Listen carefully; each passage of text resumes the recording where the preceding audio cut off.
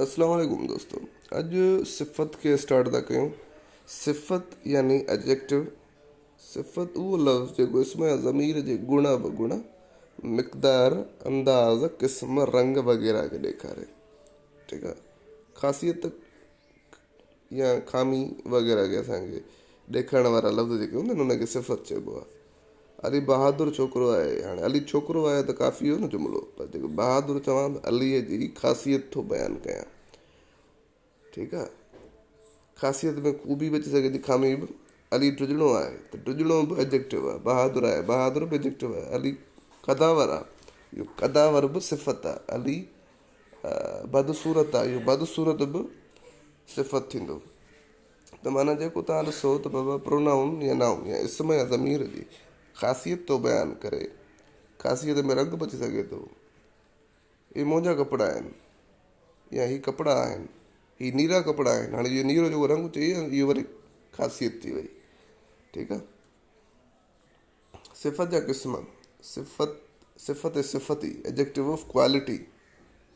अहिड़ा लफ़्ज़ जेके जुमिले में इसम जे गुण या अवगुण खे साबित कनि या ॿुधाइनि, उन्हनि खे चइबो आहे सिफ़त सिफ़ती। मिसाल चङो, भलो, वॾो, सामूंडी वग़ैरह। छोकिरो चङो आहे, हीअ किताबु भलो आहे, हीअ माण्हू वॾो आहे। सो इहे सभु छा आहिनि? इहे सिफ़ती आहिनि, मतिलबु इहे ख़ासियत था बयानु कनि। ठीकु आहे। वरी सिफ़त अदद ई थींदो आहे जेको क्वांटिटी ॿुधाईंदो आहे, जिन में अदद ज़ाहिर कबा आहिनि। पहिरियों, ॿियों, कुझु, थोरो। इन में छा थो ज़ाहिर थिए? थोरे में छा थो ज़ाहिर थिए? अदद ई आहे न, क्वांटिटी आहे न। मूंखे थोरो खीरु ॾे, मूंखे खीरु ॾे पर मूंखे थोरो खीरु ॾे। थोरो जेको आहे न, इहो असांजो वरी एडजेक्टिव थी वियो। पर एडजेक्टिव कहिड़ो? एडजेक्टिव क्वांटिटी वारो थी वियो, सिफ़त अददी थी वियो। ठीकु आहे। सिफ़त ज़मीरी डेमोन्स्ट्रेटिव एडजेक्टिव। अहिड़ा लफ़्ज़ जेके ज़मीर जी शिकिल में अची सिफ़त जो कमु ॾियनि। माना हिन में छा थींदो आहे, जेको आहे सो ज़मीरी सूरत में अची सिफ़त जो कमु ॾींदा आहिनि। का अहिड़ो, को अहिड़ो। मूंखे उहो किताबु पसंदि आहे पर मूंखे उहा पेन पसंदि न आहे। इहो जेको उहो वई उहा आहे न, इहो डेमोन्स्ट्रेटिव एडजेक्टिव आहे। छो त किताब त हिकिड़ो नाउन थी वियो।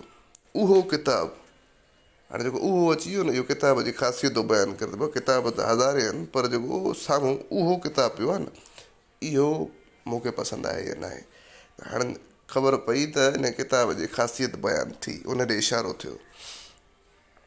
इनखे सिफ़त ज़मीरी चइबो आहे। सिफ़त जा दर्जा असां नेक्स्ट वीडियो में पढ़ंदासीं, पर फ़िलहालु इहे 3 क़िस्म सिफ़त जा पढ़ियासीं। उमेदु आहे तव्हांखे सिफ़त ऐं हुन जा क़िस्म सम्झ में आया हूंदा।